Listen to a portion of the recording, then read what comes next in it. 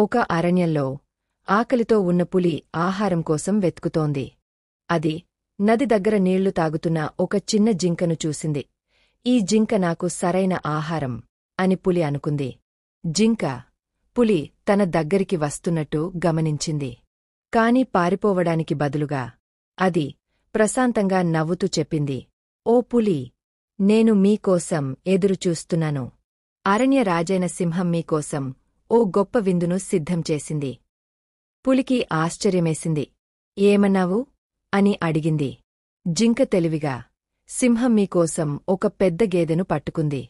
మీరు నన్ను తింటే అద్భుతమైన విందును కోల్పోతారు.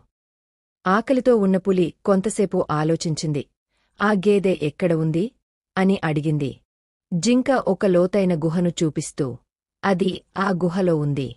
కాని మీరు ఒంటరిగా వెళ్ళాలి, లేదంటే కోప్పడుతుంది అని చెప్పింది. ఆశతో పులి వెంటనే ఆ గుహలోకి పరుగెత్తింది. కాని అది లోపలకు వెళ్లగానే గుహలోని లోతైన గుంటలో పడిపోయింది. జింక ఆనందంగా నవ్వుకుంటూ అక్కడినుంచి తప్పించుకుంది. మోసపోయిన పులి నిరాశతో గుహలో చిక్కుకుని పోయింది.